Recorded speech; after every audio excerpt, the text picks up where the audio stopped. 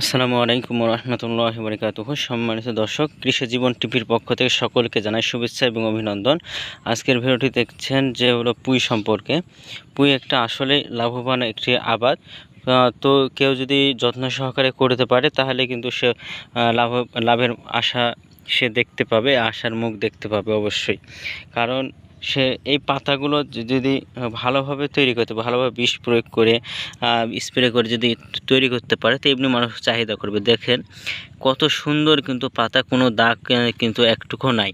তো এই যে জমিতে এটা তো হলো আপনার একটা, তো সে বিক্রি করছে কীভাবে, আবার ডালপালা হচ্ছে।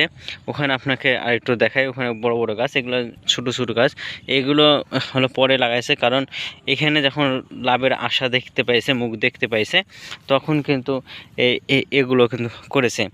তো এটা হলো মোটা পুঁই, যেটা হলো আপনার বড় মোটা পুঁই হয়, সে পুঁই একটা। তো এখান থেকে এই পুঁইটা বেচবে, সাথে সাথে কিন্তু এর পুঁইয়ের বিচি কিন্তু বেচবে।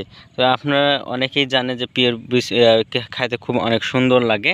তো সেই কারণে কিন্তু এই পুঁই চাষ করে এখন 20 টাকা কেজি বেচতেছে। তো 20 টাকা কেজি পাইকারি বেচছে, প্রতিদিন কিন্তু তার কাঠা পড়তেছে।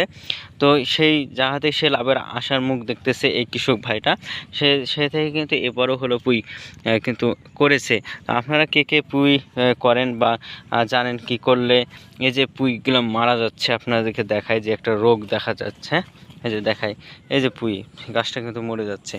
তো কি বিষ প্রয়োগ করলে এই মরাটা থামবে, আপনারা যদি কেউ জানেন তাহলে অবশ্যই কিন্তু ভিডিও কমেন্টের মাধ্যমে জানাবেন। তো ভিডিওটি ভালো লাগলে অবশ্যই চ্যানেলটি সাবস্ক্রাইব করে পাশে থাকবেন। ধন্যবাদ সকলকে। আসসালামু আলাইকুম রহমতুল্লাহি বারাকাতুহু।